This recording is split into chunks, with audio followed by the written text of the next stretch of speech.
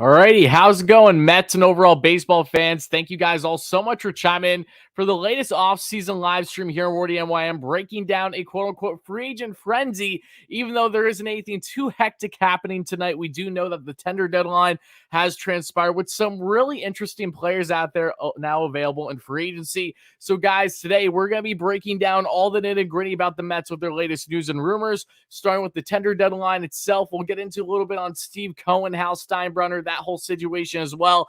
Just everything that you need to know from you see here on the list, along with some other topics, and hopefully we can get to some of your questions as well. Played a deep dive regarding the team in Queens. I'm very happy and excited to get into this one. But again, appreciate and shout out every single one of you guys being in here. Greatly appreciate that. Let me go down the list. Let's see. How's it going, Grant, my man? How are you? Shout out to you. Again, guys, make sure to check out Grant's channel at Jenny Mets on Twitter. Has over 40,000 followers. One of the best Mets fans accounts that you can find out there. Phenomenal job covering everything you need to know about the Mets from a social media platform standpoint. I see Robert, Allen, Harrison, Buzz. How's it going? J-Ski, great member. Lefty, how's it going? Jerry, let's go down the list further. Baseball, Charles, Kevin, Oscar, Victor, going down the list further here. Dominic, Pat, all you guys, Bruce, thank you guys all so much for being here. Greatly appreciate.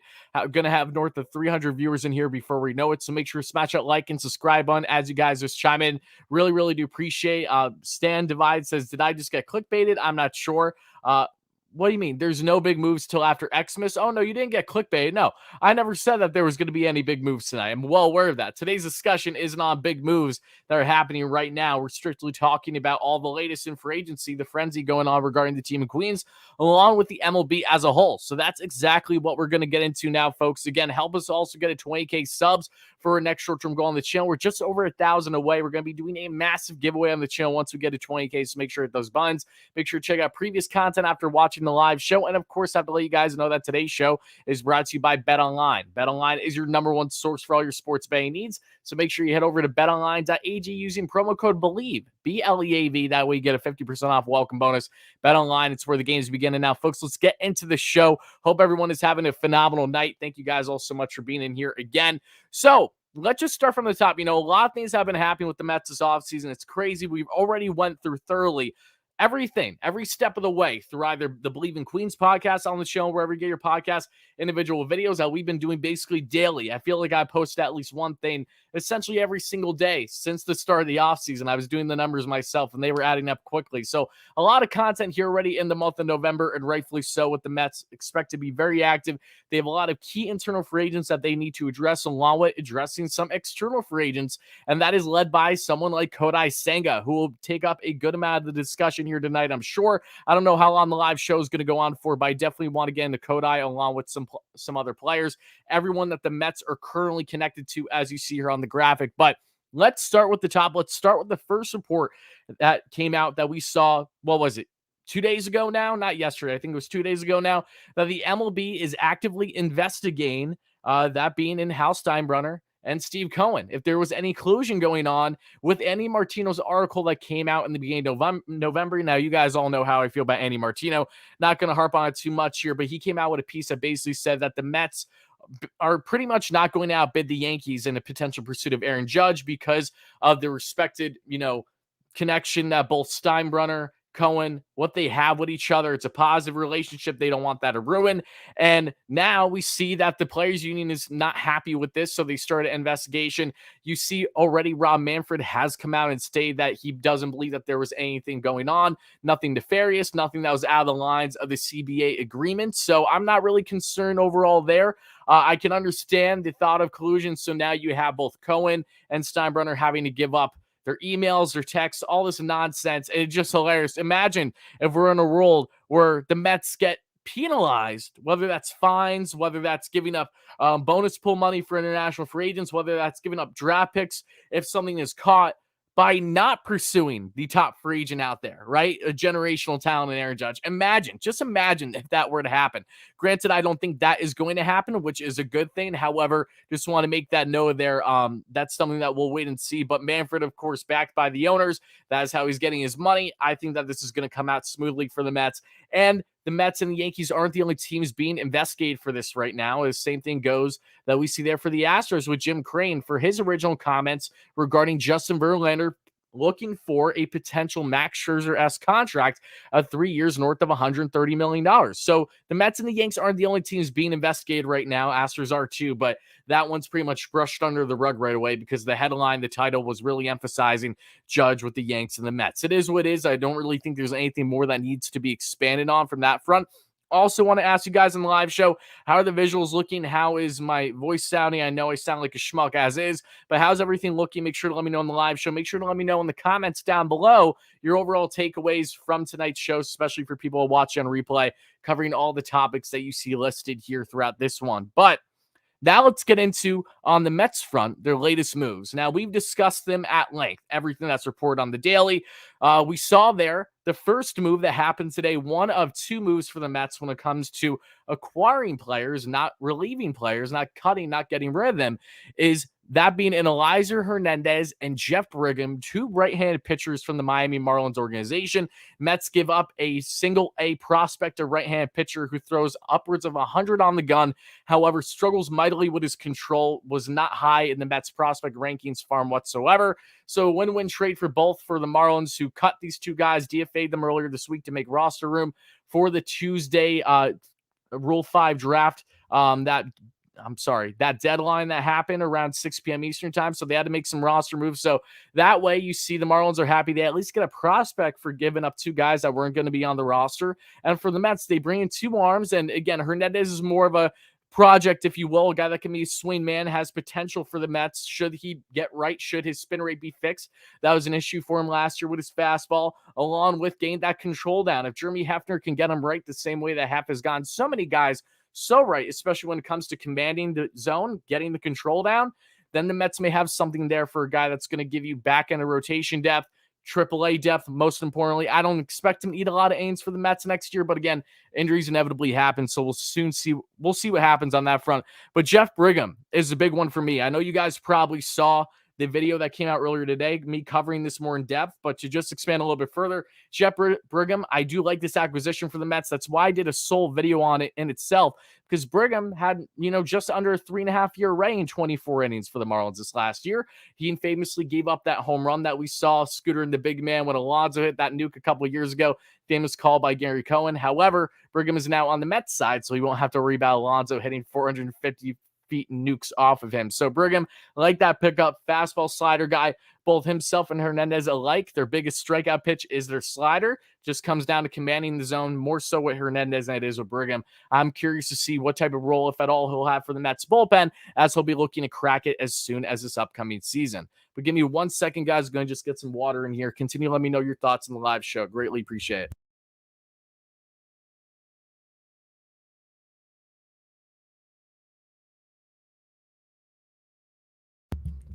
Okay, now let's get on to what we see here with not just only Brigham and Hernandez. The Mets did make one other acquisition today, and that was by acquiring William Woods from the Atlanta Braves. Not really going to harp on much here. The Mets have done multiple waiver claims for pitchers, all pitchers. Every waiver claim the Mets have done so far this offseason has been for pitchers. This time in William Woods, the Mets pick him up. He's a 23-year-old big right-hander, a guy that was in AAA and made his MLB debut this past season. Wasn't anything fancy. He's just a guy that's going to be adding more AAA depth for the Mets this offseason. So that's definitely something to keep in mind. Again, not too much to harp on there. So you look at there with only Williams, you look at the same with Hernandez and Brigham. These are guys that just further give you depth. And with the Mets having having options on their roster as is, they still have at least 6 spots left on their 40-man. It makes sense why they're going to get creative here, fill things up. And then, of course, should you bring in a lot of guys, whether internal free agents, Jacob deGrom, Brandon Nimmo, etc., external free agents, then you can figure out for guys that have minor league options, which is the case with Hernandez, Brigham, Woods, which is good. So that way, even though that these guys are taking up spots on the 40-man, the Mets will be able to get creative and know that they can send these guys down. So they have a lot of options there, which is positive for them. But it just makes sense. You might as well fill up the roster spots while you have them right now. So that's the latest on the Mets acquisitions and what they've done. Going forward from there, we've seen non-tendered players, and that is who is on the thumbnail. I may change the thumbnail. I don't know if I want to keep him on there, but for now, I'll keep him there. And that is Dominic Smith was non-tendered today. This really shouldn't come as a surprise for anybody. The Mets tried multiple times this past season entering the 2022 season trying to trade this man. You looked really close to being traded as well, Dom Smith, and never happened out. However, Dom, who again was blocked initially to start 2022 with Robinson Cano still on the roster, then when he was game playing time, he just wasn't effective enough. He had some nice highlights for the Mets in the 2022 season early on. The most notable, I would say, was him getting to first base, diving to first against the Cardinals. That led Jeff McNeil to score home. I Bleav that was almost certain that was that game. And of course, the Mets came back. They scored 5 unearned runs in the 9th inning, and then they went on to win that ball game. Tremendous comeback. That was one of many miraculous, magical comebacks the Mets had in this past season. However, Dom, who was he was like the Barry Bonds of the world, who's his idol, the guy that he idolized growing up, that he's bases swinging and stuff after in the 2020 season. He has been a shell of that since then, dealt with a lot of injuries, played through an injury with his shoulder throughout basically the entire 2021 season, and that led him to completely change his swing from having, either one hand swing to having 2 hands or vice versa, and that really hurt his launch angle. Didn't hit a major league home run for over a year. A guy that, unfortunately, for his sake, Dom Smith was given plenty of opportunities in the Mets organization. I love the guy. Seems like a great personality. I mean, he's always infectious. He's just so much fun. But Dom's time with the Mets has assumably come to an end now. I doubt he's going to sign a minor league deal rather with the Mets. We've already seen rumblings, reports of the Tampa Bay Rays and some other teams have shown interest in him. I think he would be a perfect replacement there for first base / DH for the Rays. He would be a Yankees killer. So I would love that they get that deal done. But Dom, I want to thank you for everything that you've done for this Mets organization. I mean, we drafted this kid at first round. I remember going to games when he was only in Double-A with the Binghamton Mets before they were even the Rumble Ponies, him and Ahmad Rosario alike. I remember watching them growing up. And Dom, the first game I saw him, went like 2 for 4 with the double, 2 RBIs there in the minor leagues. I've always been a Dom Smith fan, and I will continue to be just that. But it was clear that he was blocked from really having any growth in a Mets organization that's a win-now stage. And again, they've already tested Dom enough. They've already given him enough of a leash to say, hey, we just don't have a spot for you at this point in time, but we feel that you deserve to be sought after elsewhere to get a potential starting or at minimum a bench role somewhere else. We feel you deserve that. You're better than what the minor leagues are. And Dom tends to agree. So it makes sense why that was happening. Again, sucks that this happened with Dom. It's crazy. You think about 2020 again, and it felt like him and Michael Conforto, the guys with the biggest offensive years for the Mets those years. And now both of them are no longer on the roster. It's crazy how much time can fly in a 2-year span, but here we are. But he wasn't the only one. However, he is the only one that is basically a guarantee not to return. Sean Reed-Foley, who's out with injury, I Bleav he got Tommy John, had a serious injury and surgery happen over this past season. He is now non-tendered. However, there's a decent likelihood that the Mets may sign him to a minor league deal because he's still going to be out with injury for a while. So that's something that very much can make sense for the Mets. SRF, I'm always up and down with him. He's had some good outings. He's had some bad outings. Sometimes he's been an absolute stud, eating multiple innings. The garbage time that Trevor Williams famously did so well this year for the Mets. And now we see SRF being non-tendered, but there is a decent chance at least that he still may return to the Mets organization. So that's all your latest Mets moves updates that you see there at the top graphic. Again, guys, if you're just chiming in the show, make sure to smash that like and subscribe button. I do greatly appreciate it. Thank you all so much for being in here as we're breaking down the nit and the gritty, all the latest about the Mets of their free agent frenzy, offseason news, rumors, all that fun stuff. And again, appreciate you guys being in here as always. So we get from Dom, SRF. Now let's get into free agent updates, okay? Because we got some important ones, and let's have an in-depth discussion on Brandon Nimmo. This is a big one. Brandon Nimmo is someone that last time we did a quote-unquote free agent frenzy stream, I was very adamant about just how important he is. I'm going to reaffirm that here today. Everyone's entitled to their opinions, but I think it comes down to this. I don't know how many times I need to say this. There is no better center fielder out available on the market through free agency than Brandon Nimmo. And because of that reason, it's been widely reported now that many teams are pursuing Brandon Nimmo right now, from the Yankees, from the Blue Jays, who now have a clear opening with trained Teoscar Hernandez, which was a big deal. He's a pending free agent after this upcoming season. That was for a reliever and a prospect sent to Seattle. Very good move for Seattle. Love that for them. And the Blue Jays, what do they need? They need a lefty bat, especially a guy that can come in and be on base king. They have a lot of sluggers in the lap. They could love and use a Brandon Nimmo, and they've already expressed a willingness to shift George Springer to right field. If you would have told me 2 off seasons ago that it wouldn't be the Mets, but potentially the Blue Jays, not only having a George Springer in their outfield prior to him signing with the Blue Jays, but also Brandon Nimmo. I mean, that's what us Mets fans were hoping for in the 2020 offseason. That fell short. Signs with the Blue Jays, and now they're looking like they're going to be heavily pursuing Brandon Nimmo. Now, I will be surprised if Brandon Nimmo parts with the Mets 1, but 2 goes to Toronto. And I honestly think it may go a little bit in hand with what he has, who he is as a person, more so than what we've seen with him being on the field. I just think personally that, like, with his personality, I'll be a little surprised should that happen with Brandon Nimmo. But again, Blue Jays are just one of multiple teams that have shown interest on Brandon, and rightfully so. Again, according to Jeff Passan and his reports, Brandon Nimmo may be getting a contract similar to Shin-Soo Choo back in the day of upwards of $130 million. Now, everyone in the comments right now, I want to know your raw reactions to that, because I love Brandon. Don't get me wrong. But for a guy that has barely played, more than one and a half seasons of, 150 games, $130 million, this is tough because it's not like the Mets have much better options with the outfield market. If you lose Brandon Nimmo, you have a gaping hole. That is not an easy area to address for someone that's not only been a plus defender recently, but a guy that's non-base king. He's as selfless as they come. He is perfect for this Mets team in that leadoff spot. There's a reason why he had 100 runs scored, but only 60 RBIs this past year. The guy gets on base. He has a ridiculous eye at the plate. I always crack up watching him sprint down to first base.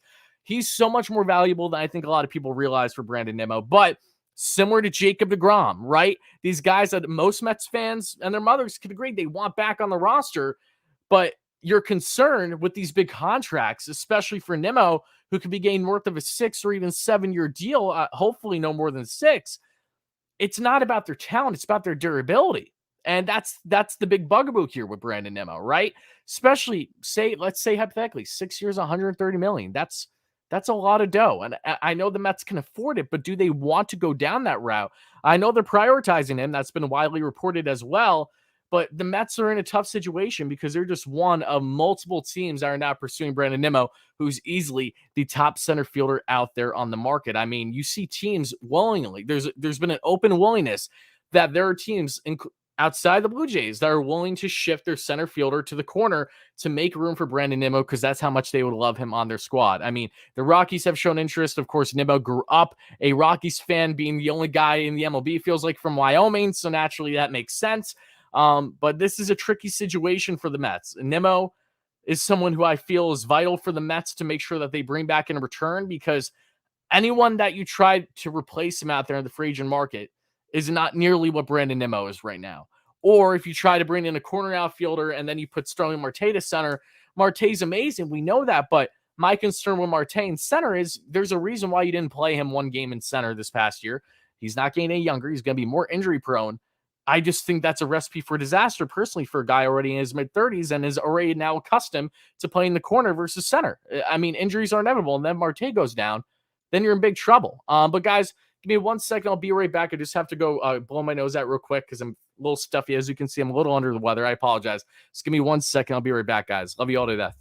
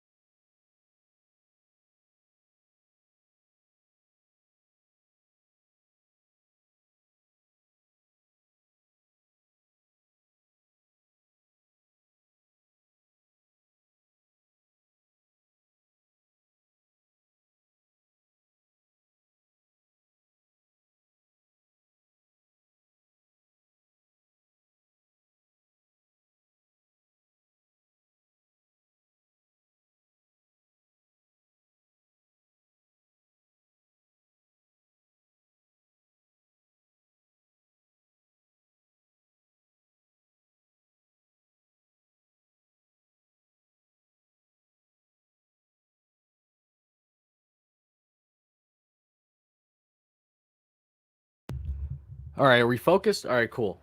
So Brandon Nimmo, yeah, I don't really think I need to mention too much more on Brandon Nimmo.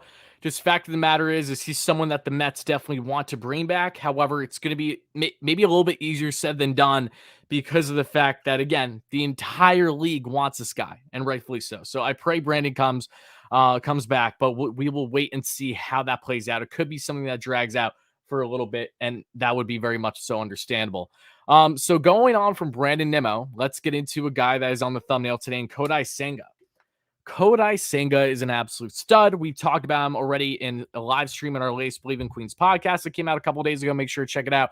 Along with, we also did an individual video when it was first reported that the Mets were scouting both Kodai Senga and Masataka Yoshida, who was the top batter coming from the MPB that has officially been posted. Senga is the top pitcher from the MPB that is not posted because he's already a free agent. So you don't need to worry about any compensation fees that you have to pay to the team that's posting him because there is no team that's posting him. He's officially open, available on the market. And he has met with the New York Mets already. And there's, according to reports, it went well. And that's great because it seems to me that there are two teams that look like that they're going to be the front runners here as of now for Kodai Senga, which is a little surprising only because I didn't think that the Mets would have much of a chance as they do right now.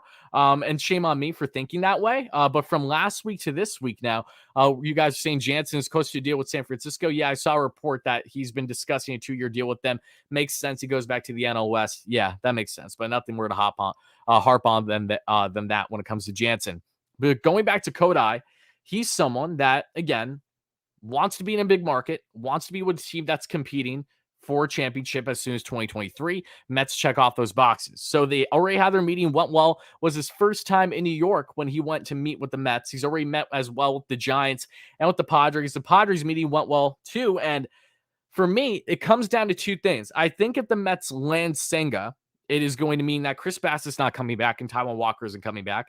It does allow you to still bring back Jacob deGrom, or if you lose Jake for whatever reason, then go out and get Verlander or Carlos Rodon among the top free agents out there after Jake. But Kodai, when you look at how his market is shaping, you look at what's best for him.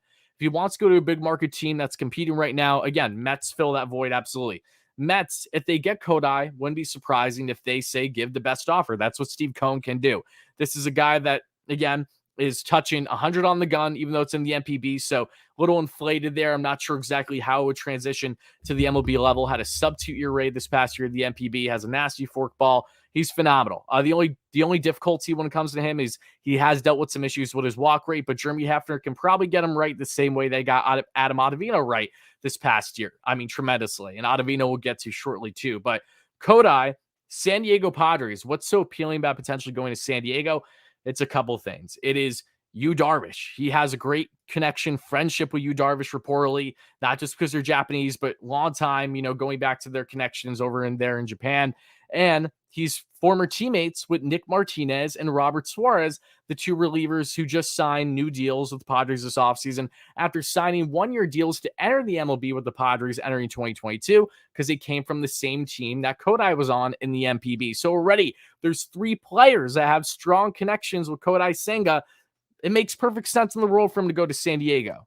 San Diego isn't as big market as, say, LA or New York. However, it still is a favorable market for a team that's very much going to be competing next year, looking to try to win a championship.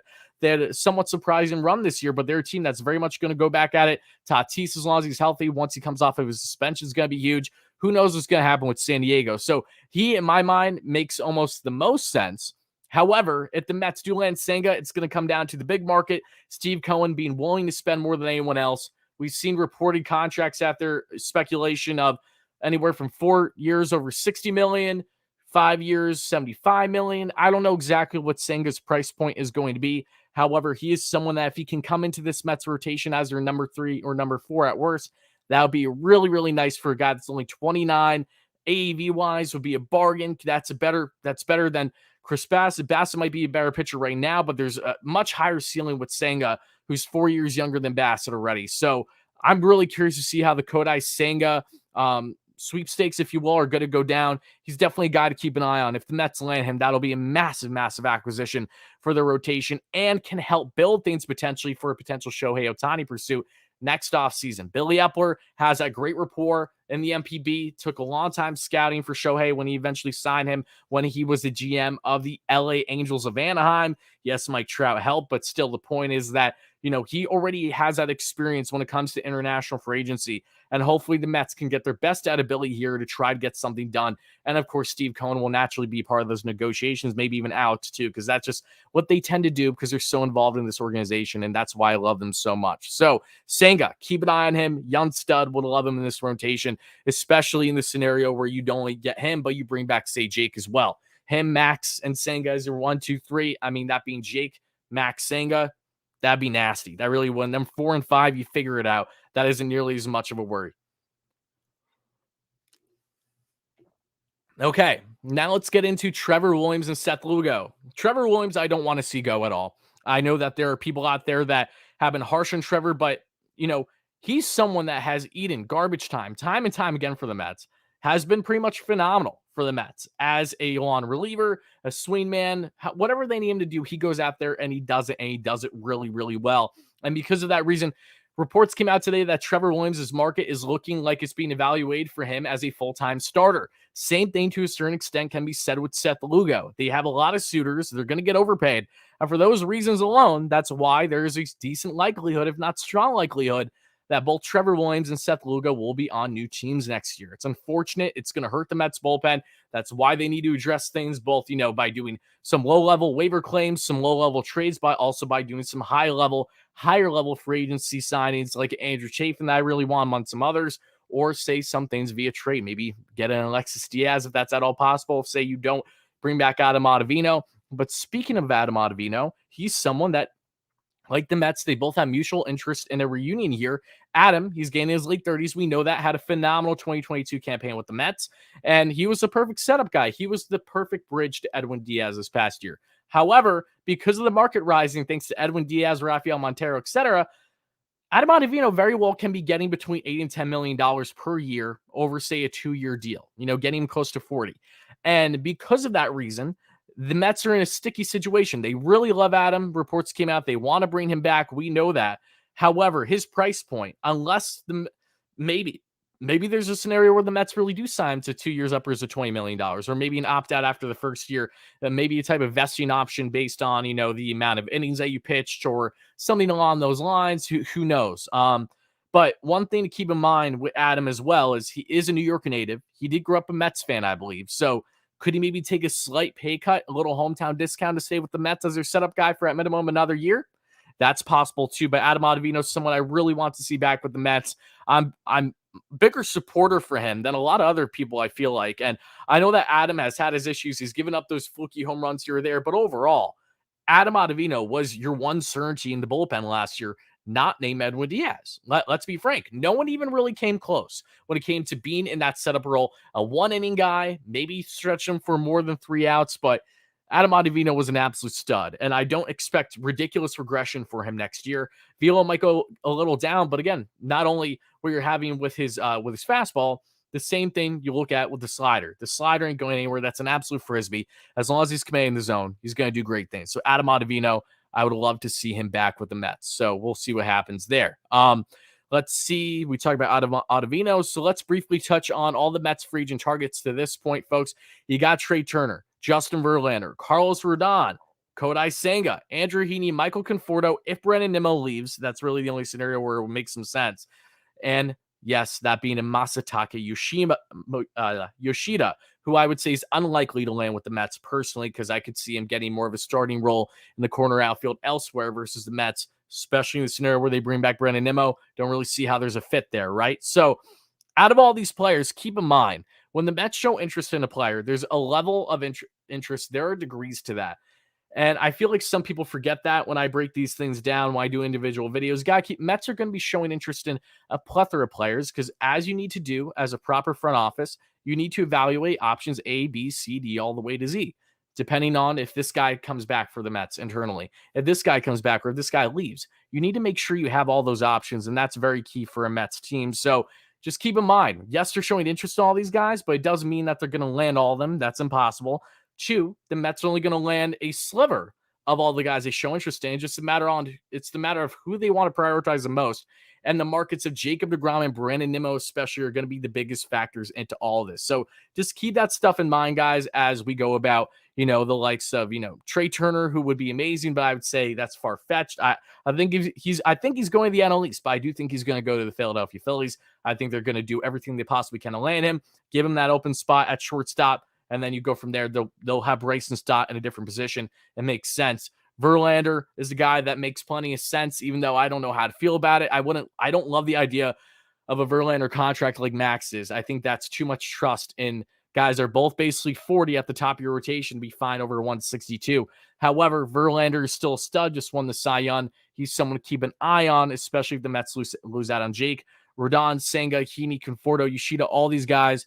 Lots of guys to be interested in, excited about. I think Heaney's sneaky, especially as a swing man as well, back end of the rotation, but I wouldn't be surprised if the Mets don't land him either, if, say, he goes elsewhere for more of a proven role in a said rotation. And Conforto, again, that I don't think that's going to happen. I really think that's almost a worst case scenario type thing. I think that's more fluff than is reality there.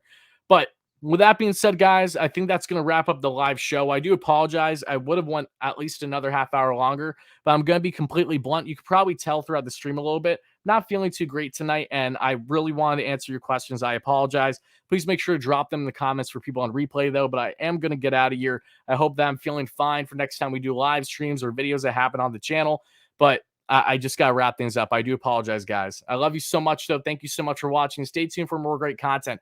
As always, let's go Mets, baby. Peace out, folks. Have a great rest of your night, okay? Thank you so much for watching.